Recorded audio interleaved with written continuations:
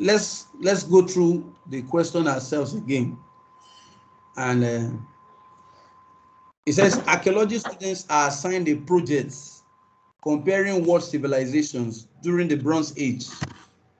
Students are to write a short narrative and create a drama that illustrates what life was like at that time in the assigned area of the world. The educator provides students with a grading rubric and makes the project due in 4 weeks.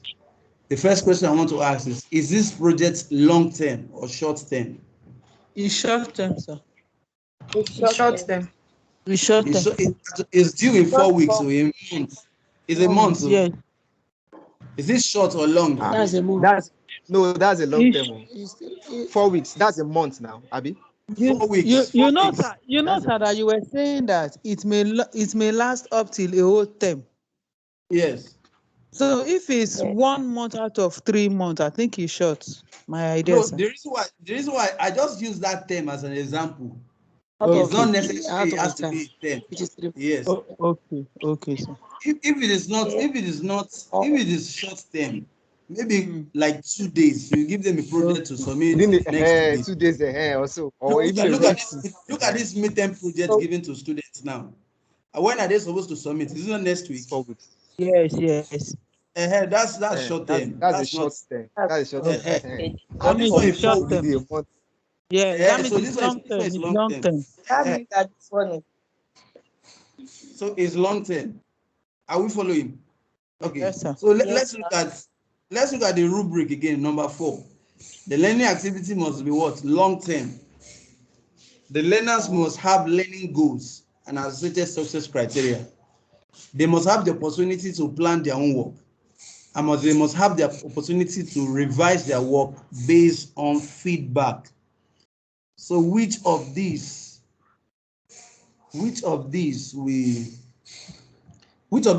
options will answer to that?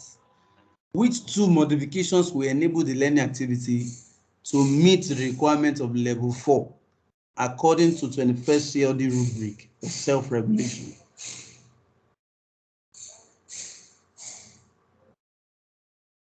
Which of these?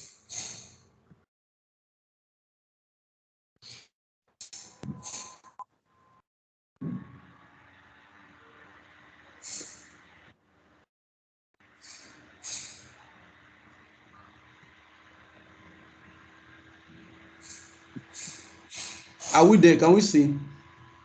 The dashboard is kind of is obstructing. Okay. I'm trying to look at the options again. Yes. No. So the first one is the educator is available to provide feedback throughout the first week period. A draft version of the report will be peer reviewed 1 week before the project deadline. Student can choose to form a team or work individually. If in a team, each member is expected to participate equally. Students are randomly assigned to teams of people. I would say, hello, sir. Yes, sir. So I would say students can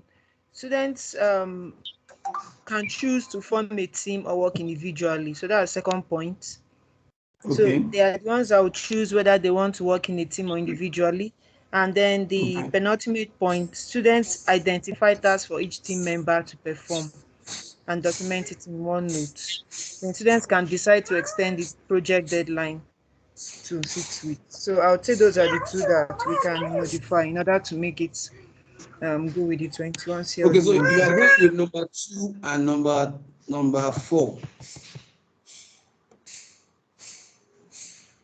Are you going with number 2 and number 4? You are asked to choose 2 answers. Yes, number 2 and I'll go with number 2 and number 4. Okay, number 2 and number 4. Mr. Awe and Mr. Adewale, what do you have to say? I think me, I will go. All right, sir. Student can choose. Student can choose to individual. Okay, to change here. I will please bring back the slide, the previous slide.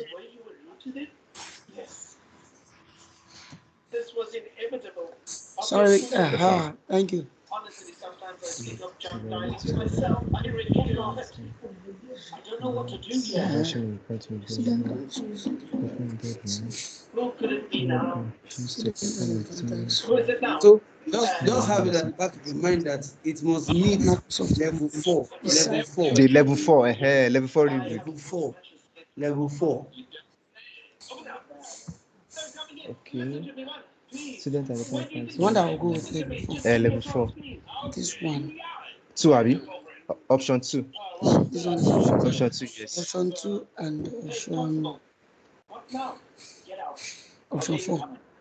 This is option 1, option 2, option 3, option 4, option 5. I'll go for 2 and 4. Student can choose a form of or work individually. Okay. Even a team, each member are expected to participate equally.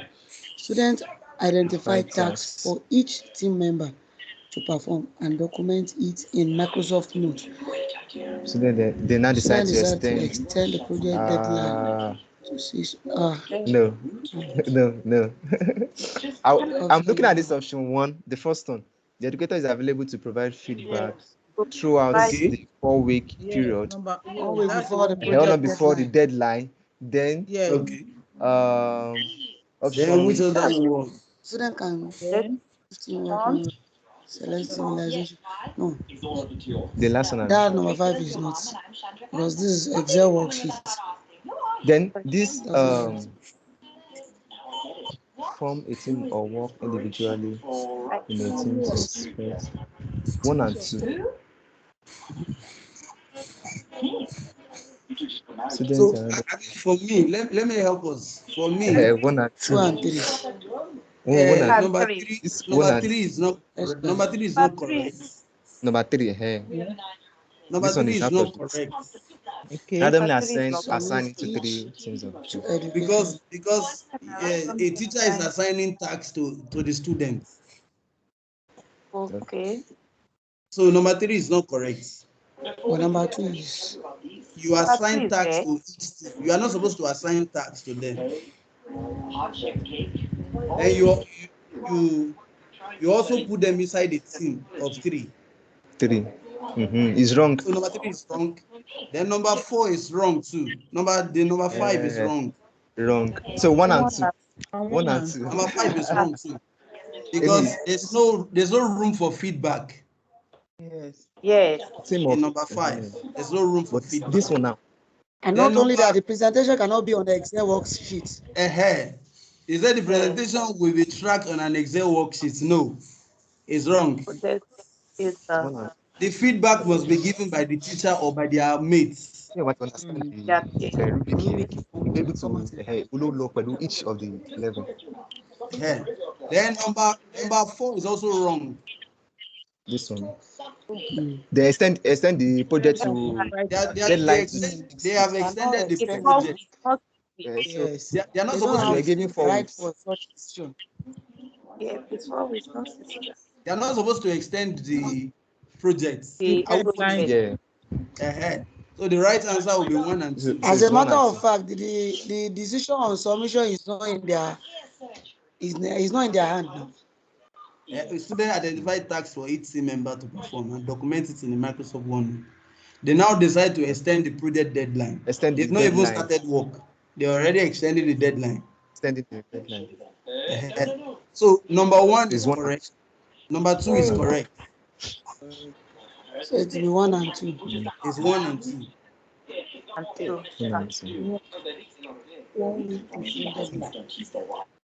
Do you understand?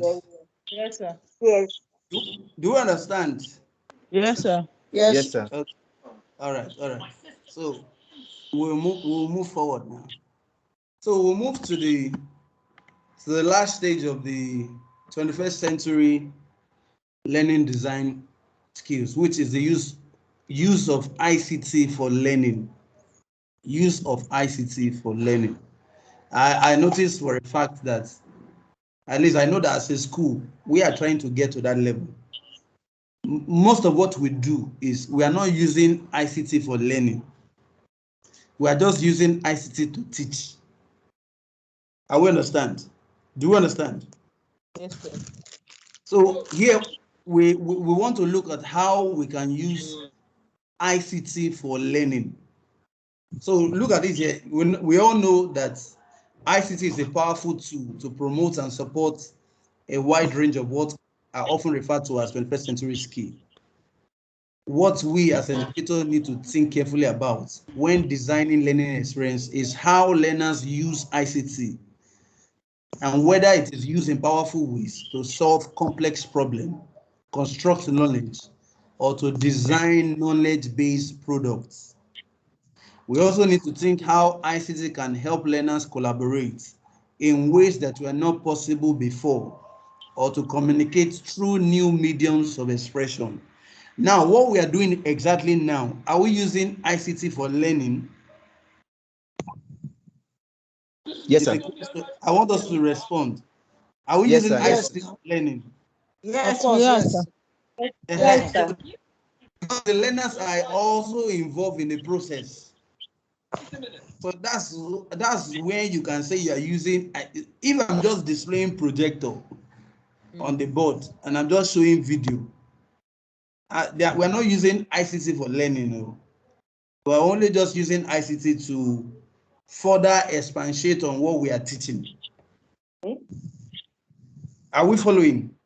Yes, yes. yes, So sir. the learner must also participate in the process of using that tool for learning. That's when we can say that we are using ICT for learning. So we move to the big ideas. The big ideas here, So the first one is that the okay, ICT must support knowledge construction. Come and take your bags, madam.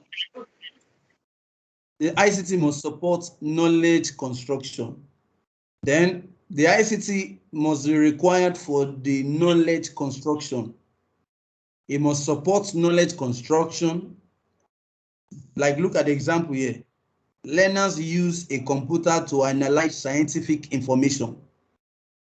They are using the ICT tool to support knowledge construction.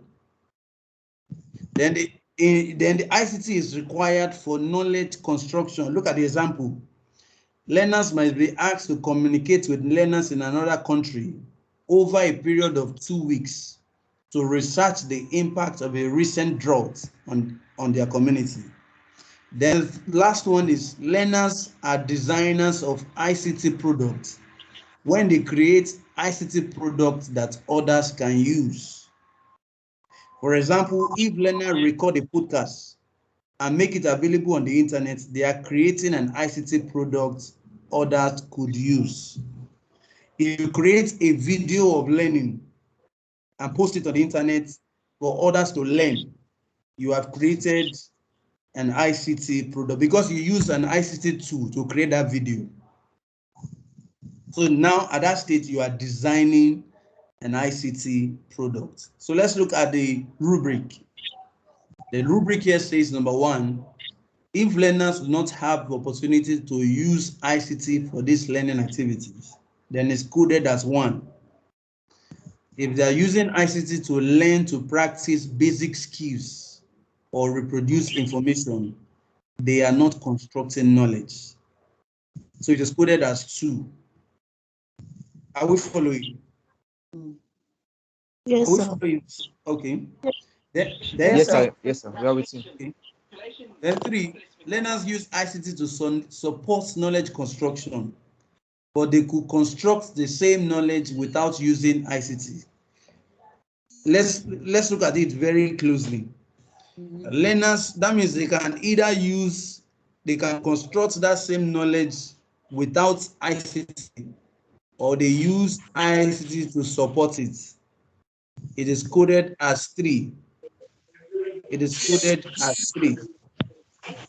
Then 4, learners use ICT to support knowledge construction, and the ICT is required to constructing this knowledge, but learners do not create an ICT product for authentic users. It is coded as 4. Then for 5, ICT is used to support knowledge construction. It is required for constructing this knowledge, and learners create an ICT product for authentic users. So let's look at this question. This is just a question that relates to us as an effective educator. You as a teacher at a primary school teaching a unit on digital citizenship, you are discussing a list of rules with your students about the proper use of email. A student has asked, why is it not acceptable to use all uppercase letter in an email? According to 21st CLD use of ICT to be an effective educator, how should you respond? I want us to come to both contribute to what we have. So what will be our response to that?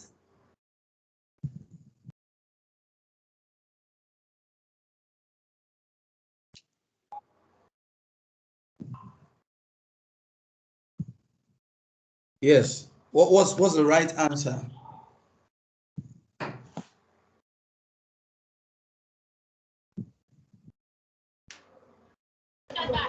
Okay, I'll go with tablets. Okay, the last option there. Tablets computer Computers can't write in uppercase letter. Uppercase letter. Okay. Writing in uppercase letters is going okay. I've not heard from Mrs. Ogunsino. Is she with us? Uppercase letters are more difficult to read. Mrs. Ogunsino. So that's similar. Please, you can unmute yourself. Mrs. Ogunsino. Okay, sir. Yes. So, which of these do you think is the right answer?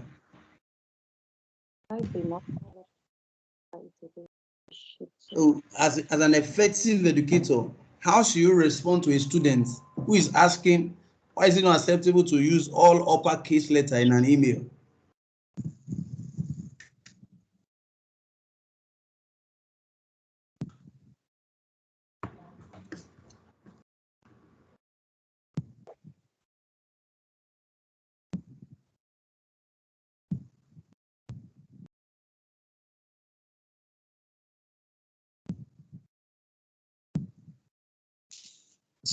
I will go for the point 2.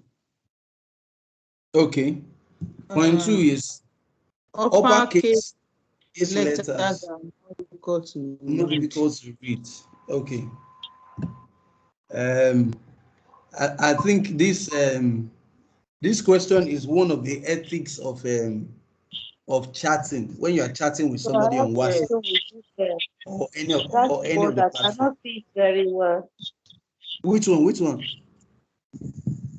The dashboard. Okay. Is the dashboard sit there? No, it's not there.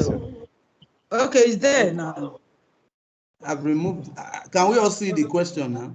Yes, sir. Yes, sir. We can see it now. Okay.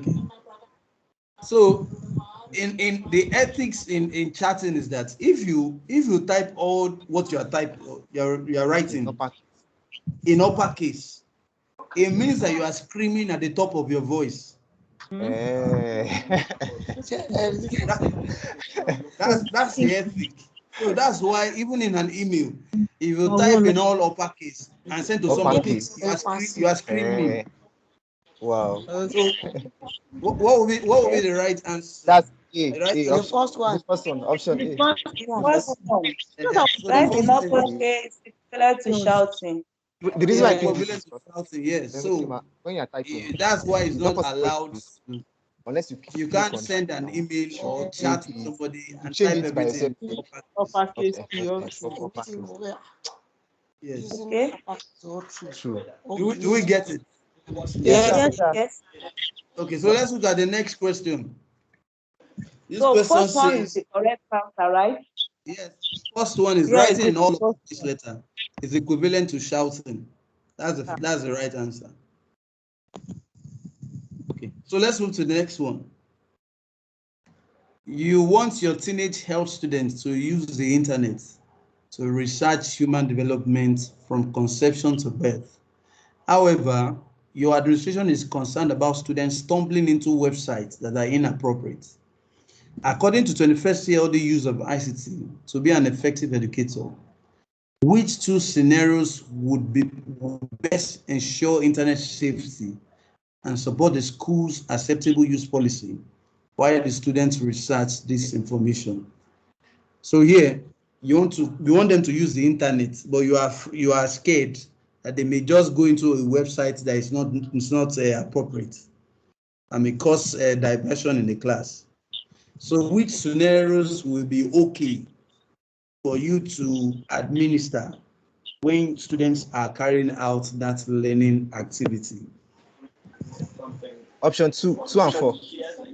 2 and 4. Option 2 and 4. 2 and 4. Yes. Vigilantly monitor the students. Yes, 2 and 4. Yeah. As they conduct the research on classroom laptops, Abi? Yes, sir. Yes, sir. Then compile a list of website to assign your students. Okay. Visit an institute. For me, 2 and 4. 1, 2. 2 and 4, Abi? Yes, sir. 2 and 5. 2 and 4 is the best Okay. option. 2 and 4. Yes, we are very, very correct. We are very, very correct. The answer is 2 and 4. 2 and 4. 2 and 4. So I don't know if we have question before I continue. Do you have any question? If you have any question, you can raise up your hand.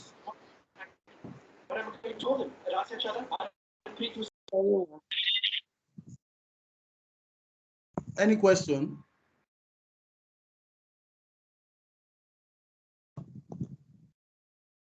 Okay. If there's no question, we have concluded the. Sorry, sir. Hello, sir. Okay. Yes, sir. Sir, question. Yes. Now, in the course of I can hear you. For instance, in the course of the exam, yes, will there be chance for us to have a review of the rubric format before we okay, the rubric for those skills, Abi? Yes. They made it so easy. Just I'll call you later. They made it so easy that while you are writing the exam, there's a section in that exam that all the rubrics are there. Okay. You can always make reference to them. You don't have to cram them. Okay. Okay. You understand? So they made it easy that way. The rubrics will be made available in the exam. I have so same thing in mind. So while we are trying to attempt the question, you just go back to the rubrics. And check. Yes, you go back to rubrics and check. Okay. Okay. All right. Thank you, sir.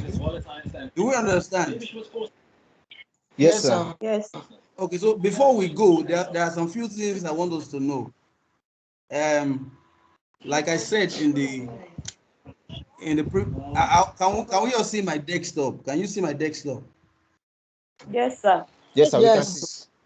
Okay. So for the first step in becoming a Microsoft innovative educator, you are supposed to take 2 courses. Look at this is the website, the Educator Center, and there are a lot of courses you can take to they are all free. You can go there anytime, any day you have.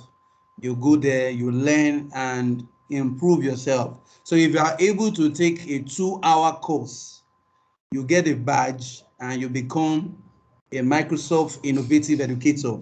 So that is the first step everybody should take. That's the first step everybody to take to become a Microsoft innovative educator. It is after you have become a Microsoft innovative educator, you can now become a Microsoft innovative expert, educator expert. That is MIEE, expert. So those are the first step is for us to take courses for 2 hours, 2-hour course. Then from there, you can now upgrade to MIEE. Are we following? So are we going to pay for the course? Ma? Are we going to pay for the course? That No, first they are one. all, I said they are all free. Okay, sir. Okay. They are all free. Yes, so they are free. They made available to teachers. Okay. To just develop is a mode of professional development. Okay. Are we following? So they are, yes, like I said, this is a slide that I showed. This is it. It's you become a certified Microsoft Innovative Educator. So you have to complete 2 hours of professional learning content. I'm going to post the link on the WhatsApp platform so that from there we can access them. Okay, sir. So after you have done that, then the next step is to become a Microsoft Innovative Educator expert. This one, okay. we are known globally. So what is your role as an MIE expert? Is how you are integrating technology into teaching and learning. Learning. Okay. Yes, how you inspire students with creative thinking. Okay. So this one is what you are doing in your classroom to show that you are integrating technology into teaching. It doesn't matter the subject you are teaching. How do you go about integrating technology into teaching and learning? Do we understand? Yes, sir. Good. Then Microsoft has also made available the app you can use to achieve this. I know that everybody, we are using Microsoft Word, Excel, PowerPoint. We all have these apps. We have used them one way or the other. So, but as a teacher in Champions International School, you have access to this app.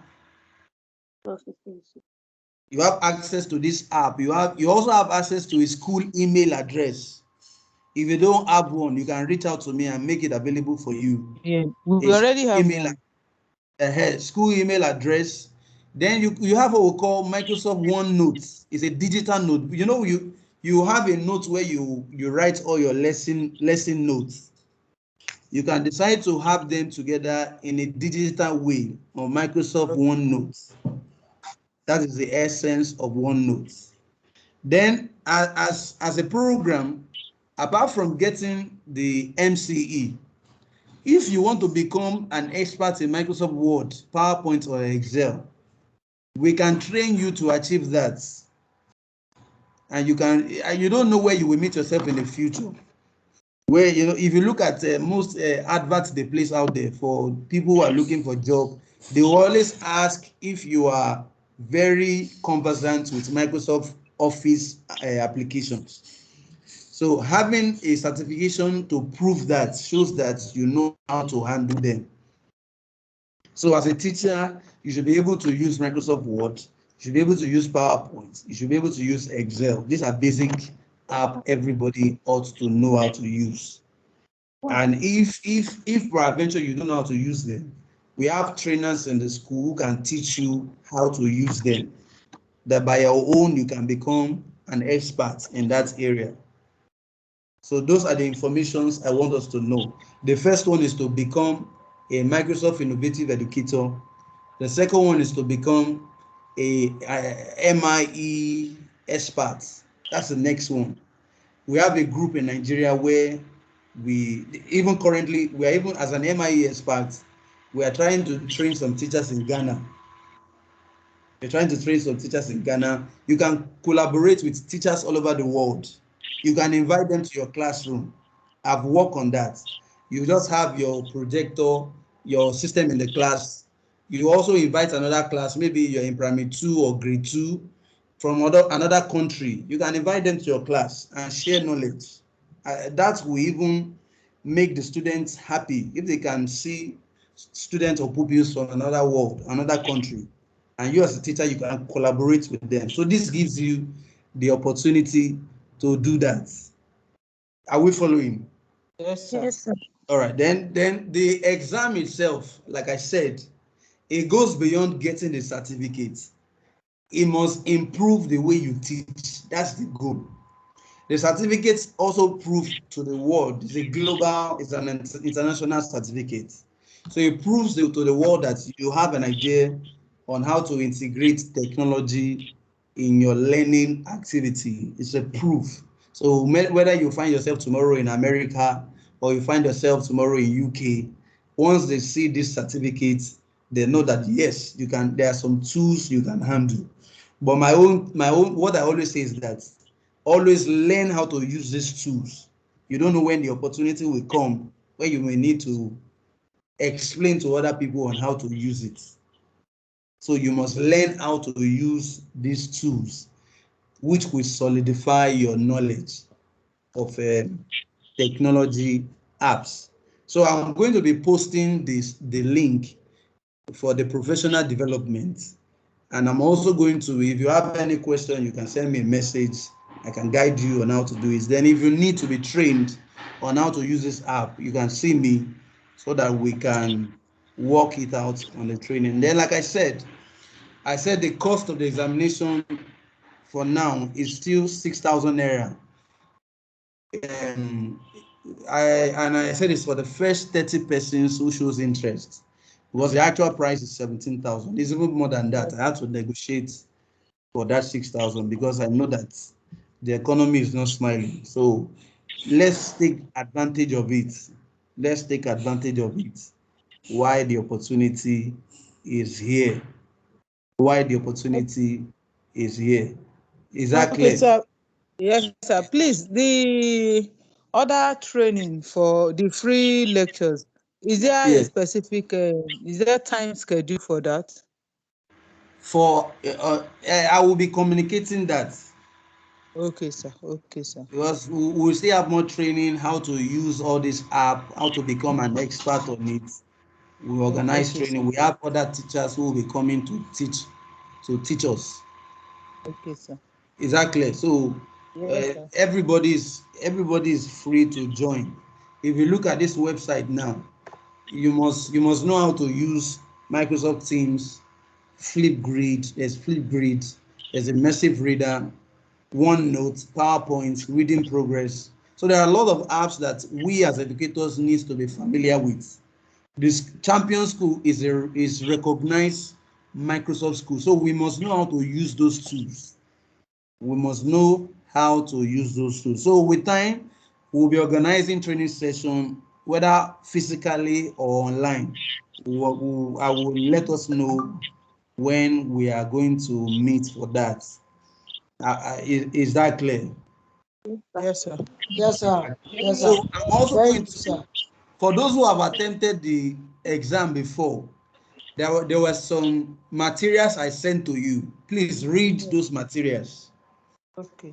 Please still read those. The exam will be coming up next month. It will be coming up next month. So we can read those materials. Then I will give you access to practice questions. You will have to practice Okay, the sir. question and prepare yourself. I know that once you read and practice the question, there's high possibility that you will pass the exam. You will pass the exam. Okay. So those who have not sent the link, I'm going to send you the link to practice, to read ahead. Then if you have any question, you can always reach out to me to answer your question. So from here, what I want you to do is take the first step in taking these trainings and become a Microsoft Innovative Educator. Then from there, you migrate, you become an MIE expert. From there, you begin to develop yourself, become better till you become the best. Thank you very much for taking time to, I really Thank appreciate you, your sir. presence. Thank you Thank very you, much, sir. sir. Thank God, you Thank you so very much, sir. much. Thank We you. really God bless you, appreciate sir. the effort. God We bless you. appreciate, Love your sir. Thank you, teaching. Make sir. Thank sure you. you rest too for this meeting. Thank you, sir. Bye. All right, sir. Thank All you, right, sir. Thank bye. you. Yes, sir. Bye.